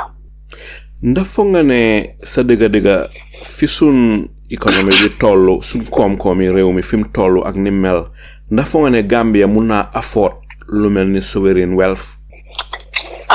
Right now de dina jafe because comme ni ma la ko waxee ñun musagu ñoo mën a balance budget foog naa bi foo ñu xalaat sovereign budget nañ balance agum budget because sovereign wealth dañ koo génnee ci li nga dangaa jël ci li nga am nga tegee ko boo waaye su dee li nga am doyu la naka ngaa tegee bo pour ñun fiñ toll liñ dee mu talee suñ budget ci yaakaar la ci doon si liñ ñoo jox donc ñoo compal tuuti rek pour ñu mën a mutali fa lañ ne so pour ñu ne xam naa ne dañ ko dee nekk di wax rek waaye xëy na dina jafe de xaw ma naka lañ ko mën a defee te mënuñoo matal liñ soxla tey. Ndikte dama gis ñenn ñi si politiciens yi léeg-léeg ñu wax mbiri sovereign wealth soo gisee ma laaj la because yow yaa ngi si finance xëy na yéenay war a gën a mun a xam ndax lii lu feasible la am déet waaye nag politiciens yi saay mu nekk ñenn ñi si ñoom léeg-léeg gaay wax mbiri sovereign wealth xaw ma nag lan moo tax ñu wax ni xam nga dama yaakaar ne xam nga rek am wax la joo xam ne dañ ko dee dégg yaakaar nañ ne baax na te lu baax la waaye nag dafa am ay sarta xam nga soo bugga ko ak mën ko du benn te nag balaa nga ko mën a lifin foog nga mën a gum ko ñun nag fooguma ne toll nañ foofu foog naa ne ñun suñ priorité mooy ñu am financial discipline manage suñ budget bi make sure ne ñu ngi live within or below our means soog a mën a dajale sovereign fund waaye tey su dee ñun ñu ngi toll fi ñu toll ñu ngi dépasse comme ñun ñàkkuñ dara te fekk amuñ dara dina jafe de ma ne ko comme ni nga ko waxee si njëlbeen bi ñu ngi am problème yi lopitaan ñu ngi am problème yi yoon ñu ngi am problème yi courant ñu ngi am loo xalaat am nañ ci problème xam nga balaa nga xalaat denca foog nga motale ko wax dëgg bala nga xalaat jënta ala foog nga dal di motali li nga wax noonu mooy dëgga Mr. Muhammed Manjang den fi am rek ñaari koola ñu la bugga laaj ndax mu neen laa laaj kenn ku nekk ñu may ko rek mu laajte waaw ma dal di jëkkee si Apply Sanyang Apply lan mooy sa laajte assalamu alaikum waaye nuyu Mr. Manjang welcome sir di nuyu suma mbokki Gambian yi Alay Salo well done ñu am Mr. Manjang the famous Mr. Manjang of social security ñu la nuyu baax a baax well done with your service to the Gambian people. Thank you very much. Yeah, I remember your time in the office and your tenure with Yaya Jammeh. Remember alay salu sa last question be mene sovereign wealth suñ ko denomanize moy ne individually li nga liggéey sa pension ana state sovereign wealth la ñoo wax bo so nekkee liggéey kat lu ñoo dog sa liggéey sa weer bu dee loolu la ñoo sanil le ci compte mu den social security bo gis nañ social security in the Gambia ñoom seen productivity ñun Gambian si gisuñ ko cause gis nañ social security lot of discrepancies moo fa happen on time yaa jame dafa o gaay yi jël xaalis yóbbu ko financial corporation bi dégg nañ si yooyu lu ma bëgg a laaj Mr Manjang mooy ne social security in the Gambia xanaa duñ ko mën a expand muy finance government support powers yi pour ñu create a job pour suñ doom yi daw dem yoni gannaaw bu mun a wàññeeku because we can create a company ma jël Sankon Sila as an example dem na will operate this plastic CO yi ak pan yi ak saabu mun nañ ko empower government social security mun nañ ko support muy empower ko mun a employ a lot of Gambians while social security in the Gambia do support government projects yooyu noonu pour ñu mun a absorb suñu yuur si yuy dee si yooni gannaaw bi bëri na yu toog si réew bi amuñ liggéey bëri na sumu younger sisters yi pregnancy youth man pregnancy bi mu ngi jënaa bëri suñu mun a government amul benn job or any financial support bu ñu mun a create si loolu. Thank you sir and welcome. Yeah, okay, thank you. I mean social security in general dañ dee def loolu bokk na ci li social security dee def si ay dëkk yi nekk because soo ko seetlee even social security Gambia def nañ lu mel noonu gis nga for example soo seetee portion bi social security ñoo ko moom so seen xaalis because soo seetee xaalis si social security yaa ngi commencé di leen jox xaalis depuis boo commencé liggéey te su dee soo seetee ni generally dina liggéey lu mut 40 years su la dara jotu mën ngaa liggéey ba 40 years te 40 years yooyu yëpp yaa ngi dajale sa xaalis te doo ci jot te because social security mun nañoo am xaalis buñ mën a téye ay 40 years or 30 years mun nañ koo jël dugal ko ci businesses and investments yoo xam ne doo xalaat ñu fay la di nga mën a bàyyi sa xaalis foofu 30 years or so and xam nga rek any business soo ci munee dugal xaalis mu yàgg ci la laa njëriñ moo tax social security dëkk boo mën a dem ñoo dee nekk ci infrastructure ñoo dee ubbi ay companies ñoo dee mën a def social security bi sax def nañ ko ubbi nañ fii soo seetee seen estates yi loolu moo tax ñu mën koo def mën nañoo bil estates yi xam nañ ne dinañ mën a jël ñun ne nañ leen mën a fay ay 8 10 15 years mën nañoo def loo xam ne banques yi mënuñ koo def moo tax social security jëndoon share si Gam Petroleum xam nga soo jënd nga beneen compagnie ñu ngi liggéey mën nga fa employ ay nit moo tax ñu defoon si food mill bi nekkoon yoon yi boori Kamalo food mill ba fa nekkoon moo tax ñu jënd ci ñoom ñoo yeneen compagnie yu jënd soo mun nañoo def loolu waaye nag dafa fekk ci kaw ne gaa yi nga manage xaalis bi properly ko soo ko manage properly doo ko mën a def waaye soo ko manage properly social security dëkk yu bari ñoom ñooy di backbone of investment parce que liñ mun benn banque mun ko because one ñu ngi am xaalis bu bari ba pare ñiy jël xaalis bi saka su dee yaa ngi si sa young phase bi ñiy jël xaalis pension ñoo gën a néew ñuy dugal xaalis soo di nga gis yow li nga am ci ñuy dugal moo ëpp fuuf ñi nga fay si pension soo am nga xaalis bari boo xam ne mën nga koo invest comme li nga wax dimbale employé nit ñi comme dugal si infrastructure bil comme ay bridges ay defe nag yooyu ñu def ko ay tool ñu leen a fay overtime soo dañ dee def ci lu bari si développement su dee doxal nañ ko ci yoon loolu rek mooy satat soo ko doxalee ci yoon moom social security mun na lu bari and dëkk yu bari seen développement social security am nañ si loxo soo seetee America seen biggest fund seen social security bi la.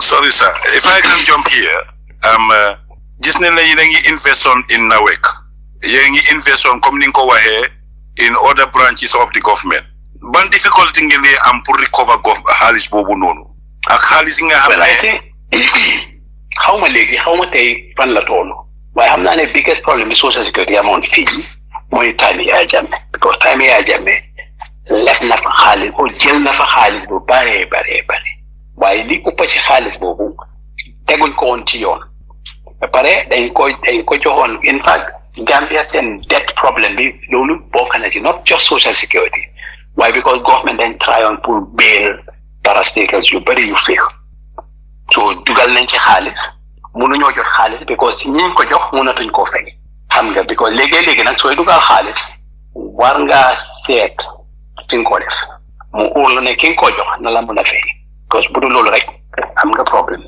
so I think problème bi mooy rek yaa jàmme dafa jaayoon doole jël xaalis wéeru ko woon ci dara tegu ko ci dara léegi nag jot xaalis bi problème la loolu bokk na ci liy sonal social security xaw ma nag xëy na léegi jot nañ ci am waaye nag man ba balaa ma faa jógee di xamal naa ne problème la woon. Thank you, sir. I'm sorry for the second question. Mooy ne sum pension yi xanaa yéen yearly doo leen di yokk percent bo sum paa yi bari bente seen pension bi faju dara waaw xam nga waaw loolu dëgg la xam nga pension nag des na pension ñaari yëf a ko drive number one des na bi nga pension lan mooy woon sa salary because xam nga pension daanaka da nga denca part of sa salary pour soo bàyyee so li ñu calculer pension sa fay bu mujj bi si c'est joo benn weer balaa ngaa pension sa fay période boobu moom la ñoo use pour déterminer lañ laa fay pension weer bu ne ba pare ñu la cee tegal dañ war a di seet inflation because at least sa pension bi war naa mën a cover inflation xëy na every year ñuy laa yokkat pour cover inflation waaye yi dee xew si ñu bari comme ñi nga wax ni dafa fekk bi ñoo bàyyi liggéey ni seen fay dafa tuuti woon so bu fay bi tuutee nag léegi dina jafe pour pension bi bari because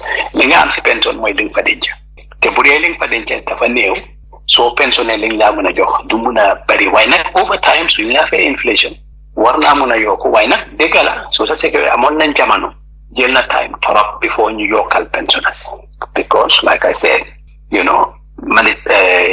seen fonds yi àggoon na stage boo xam ne mënuñoo yokkal kenn because seen xaalis bi daanaka yëpp kasaaraw ni ko kii defee rek ni ko bi yaa commencé di jël foofu. Yes, sir. And finally, Alaisa Lunga Balalma, but I think Social Security is using their money to invest and they have profit in that investment. I think it will be fair also, the pensioner, as you have mentioned, with the inflation, the percent should be a little higher so that our people can also survive. And finally, we have a lot of complaints about Social Security, our people before they can receive their pension. Is there any adjustment or correction into that level now? But danga liggéey be nga jeexal nga dem be màgget bàyyi sa njaboot gannaaw lu ñoo dundee sa amuñ ko. Well, I Thank you, sir. Well, to be honest, right now man du ma mën a tontu ci loolu because really nekkuma social security. Xaw ma léegi luy seen problème xaw ma ndax mën nañ ko xaw ma luy seen jafe-jafe. So dina difficult trop pour ma wax dara ci loolu. Xam naa ne man time bi ma nekkee foofu ñu doon try pour amoon nañ problème because système si dafa amoon système bi weer problème waaye ñu doon liggéey pour fay nit ñi waaye dégg naa xam nga la man nekkuma fa waaye dégg naa change nañ seen système because gis naa last time ñu doon def publicité na change nañ système so yaakaar naa ne xëy na léegi su dee sax defuñ ko waaye yaakaar naa xëy na du yàgga ñu mën a jox leen ñi jox leen fay leen on time ba pare su dee xëy na seen performance su dee génn na léegi du ñàkk nañ leen yokkal waaye nag pour man ma mun a wax ci loolu dina jafe trop because nekkuma fa. jërëjëf Mr Manjang si tontu yooyu fi mu nekk ñu dal di ñëw si last question bi ñu dal di ko bàyyee Mr Dudu Ndaw Mr Ndaw ban laajte moom nga amal Mr Manjang. Jërëjëf asalaamaaleykum askari Gambia radio asalaamaaleykum déglukat yi yëpp asalaamaaleykum broda si panel bi nuyu broda Abdoulaye Sanyang ak yow Alhaji Saliu as the host waaye di special nuyu di ko teg si Mr Manjang nga xam ne moom tam comme ni ko broda Sanyang waxee rek the famous Manjang waaye I would also add rek ne di competent Manjang tam Manjang bi nga xam ne gars yi bëgguñ ñu mel ni Manjang ci biir système bi ndax 2018 if I remember vividly 2018 métti woon na trop ci di nga xam ne ñi nga xam ne jamono boobu ñu ngi woon ci diaspora bi ñu gis ne mel ni Manjang ak caliber of person bi mu doon musuñ koo gis musuñoo toog ak moom waaye nit ki comme li ñu wax rek the things you do tells who you are and jamono boobu dëgg la mbir mi demee na ni mu demee ci social security waaye gis nañ fi nga tegoon sa tànka te xam nañ ne suñ la fa bàyyi woon nga continuer liggéey bi fi nga dooree woon ñu ne cin su naree neex rek su baxee xëy kon loolu ñu nga see jaajëfal Manjang kontaan lool di la encourage nag ci la wax ne this was about almost ma eboon ne 7 years ago waaye fu ñu dem Manjang social security rek si li nit ñi xel yi nit ñi yëpp di dem mooy nit ku mun a liggéey la nit ku xam liggéeyam te loolu bari nga si morom sax si Gambia bi waaye unfortunately some of them are easily taken away ba tax na many managing directors si biir Gambia fii tey politicians lañ so soo nekkul politicien rek you become a victim like Mr. Manjang waaye notwithstanding Gambians yaa ngi déglu ñu ngi bàyyi xel te xam nañ kanay kan so di la woon rek ne la di la ñaax rek di la woon ne la lii 7 years ago la woon musuma xalaat ne sax ne we will meet on in a platform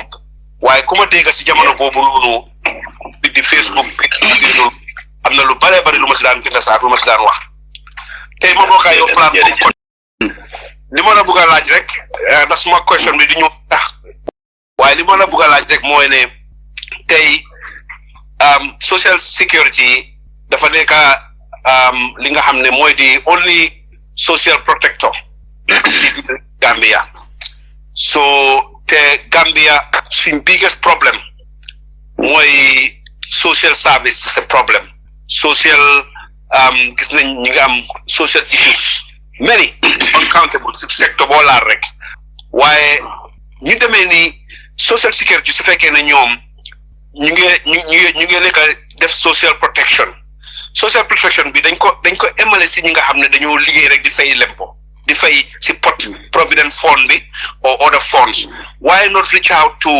other people ñi nga xam ne they are very vulnerable si xaalis boobu investment boobu profit boobu ñuy make because social security can be kind of a social enterprise if you like and I'm not very sure but I believe so ne mun naa jël profit am dafa ko si nit ñi pour Gambien si am a better life te profit bi ñu dee make because comme ni nga ko waxee rek ñii dugal ñoo ñii génnee ba pare ñii joxe seen pension funds yi is there 20-30 years and that money is used to reinvest for national development but also instead of seedoo bi tam def seen poos yi ñoom why not ñu look into the ubbo yi ñu look into disability bi sarax tokkat yi ñi nga xam ne ñii day amul dara lu yaakaar sometimes nga gis ku taxaw si mbedd mi ku óor ne kii mënut a liggéey ndik ciram mutut mu ne la même lu ma jëndee reer wala même lu ma yóbbu kër wala nga dugg si féeri bi gis kuy wëndaalu di wax ne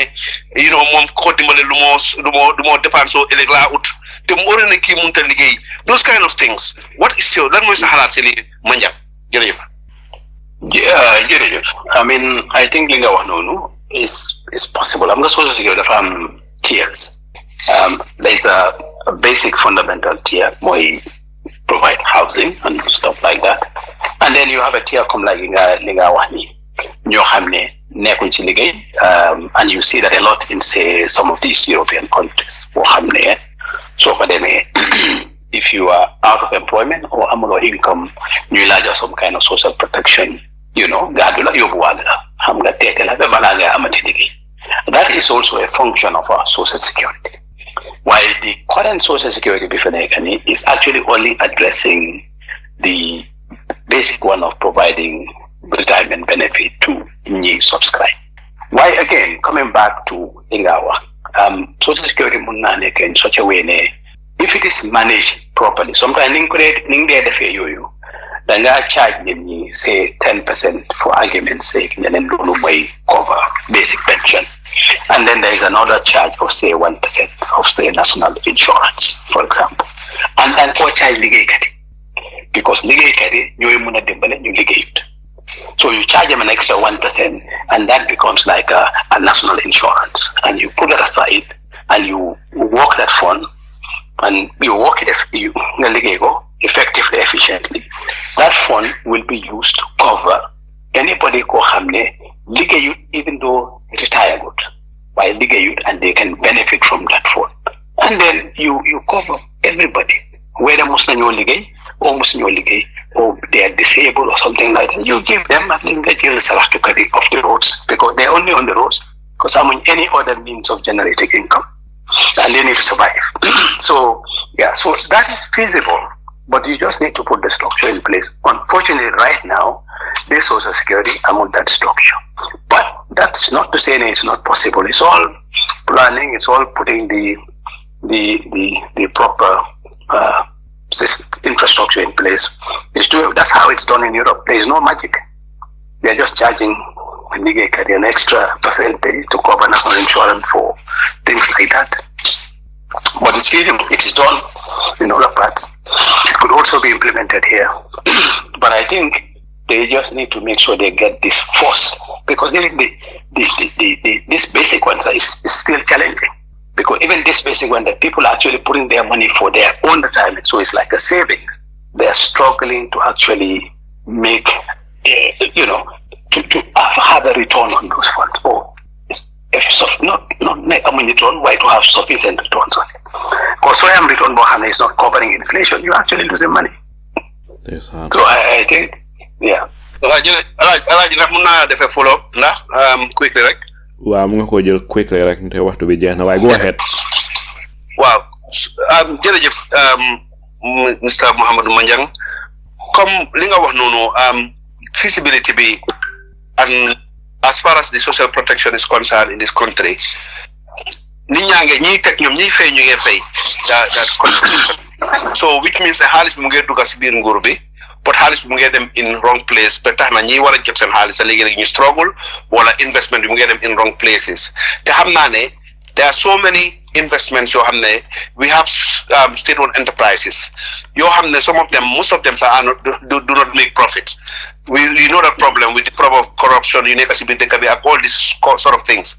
But Social Security, because of its dynamism, because of more specialty, because of numel, ñi wax ne léegi du fekkee ne ñoom it works like a social enterprise as well. Mu invest those funds. You nga xam ne people are leaving it there, but into viable businesses. Waxuñ dem ci na estate cross ko into 200 plus, sell ko jaay ko pare séedoo ko. So these are the things you ma wax ne, I mean, as we call ourselves Muslim countries, for example, or religious, we have Christians and Muslims here. No, we are in a very professional way, because young ligay they subscribe to be a 1%, 2% bohamne, it goes to those people. So with this Social Security Act, the guy revised in 2020 or 2015, something like that. Is this something it can be put into the policies and you start looking into it going forward? I'm not sure they've revised since 2015. I am not aware they revised. I think still the 2015 policy be more in place, I believe. But I stand to be corrected. What I'm saying is the point you are making, it is feasible. There's nothing that says it cannot be done. All I'm saying is right now, I mean, you will have to charge an extra fund or to set aside, because that's how countries do it. They charge an extra for national insurance, new segeko side. But it also requires efficient management of the institution. The thing is this thing. I think in most of this, there are combination of two things. One, I think there is wastage, that's number one. Two, there is mismanagement, because maybe people really, because for example, Sojele had a social security. Bohamne invest in a long-term business. The jail place in treasury bills, which is 90 days. We have a interest of 9%, 10%, which is almost the same level as inflation, barely covers inflation, on the inflation. You're really not generating anything. You cannot sustain yourself on that. You have to, yes, you need to maintain some form of liquidity in the forms of liquid assets like treasury bills and so on. but you really need to invest in it. Assets your hand and return significantly more than that. That way, you are generating sufficient money for current pensioners in Gambian a decent amount of money because you are generating enough return, but you are also creating surplus funds for Munga set aside, like you are saying, to be like a social protection for those people who may not even be contributing but are in need of support. So Social Security can do that. Why really it requires change in its current act, which is limited to only providing pension fund to people working, like injuries protection. So it will require a change in the law to address what you are saying, number one. But it also requires to have people, you see, managing funds, because they by default. Then they assume that should they man the Majanga finance, then I am also a competent fund manager. These are two different things. Yes, you can be a financial person and then go further understand investments and fund management. Why? It's a discipline of itself. So to understand, you can't do it. You really need to understand. So Muruo school because Kukumai wants a head of finance. So then they're is my treasure. And that's how we do things. So I think that also need to be addressed. You need to bring in people who understand fund management, and then you also need to have somebody who is also measuring and benchmarking. For example, Social Security, not performing. I know they have SOE commission, they have these things, they have those things, but really, it goes beyond that. In other places, you will have trustees who have a good understanding of Social Security, who will really scrutinize your performance, make sure they look into the investments you are making, not after the fact. They will be involved before the fact, so that by the end of the time, so what if don't have a problem with that? Then you from the beginning. Then you from single benefit. Make sure that you and your make sure that you are doing the right thing, so that it's not surprising to anybody. So yeah, I think to your point, it is possible. It is done in other places. Why it can be done here, but it will require really some tweaking of what is in place right now. Jërëjëf Mr. Manjang den demoon bay tëj waaye mu am sa benn soppe bu yónnee ñaari laajte text message muy ñaan ndax mun nga ko tontu laajte yi lim doon laajte mooy mu ne bi nga nekkee Social Security lan nga foog ne soo fa nekkoon tey loolu nga def differently. I think clearly one thing we will do, we will definitely get professional fund managers, because we were in the process of trying to engage some professional fund managers from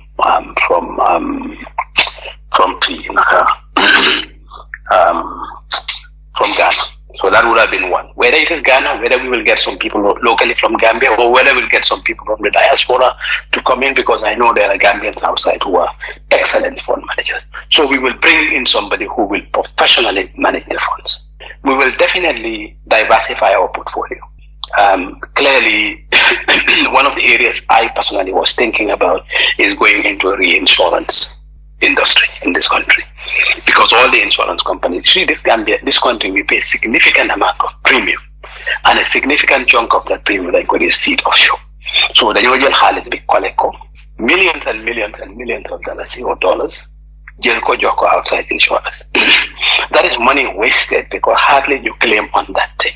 Again, that is the money that could have been reinvested in this country if you set up an insurance company to capture those risks instead of seeding it offshore. We would have done that because we were in the process of that, was in the plans, So, and then, we would definitely have invested in other productive companies in the country. Why? We would not be reliant as we were on treasury bills. We would have reduced our holdings of treasury bills, use Harleys with go into more productive sectors. mu buga xam rek ndax amoon na plan bo amoon lo tambali woon waaye jotuloo ko jekkali. Well, all of these things, some of these things we kickstarted them, like the the fund management, like the insurance was being conceptualized. We were also thinking about doing some social housing, and we were also we also started plans in place to diversify housing, not just focusing it in the Combos area. At the time, we had started some project in around Basse area. jërëjëf Mr Manjang fi mu nekk waxtu bi jeex na ñu may la rek nga dal di tàggatoo ak askan bi ana fan ngay tàggatoo ak askan bi.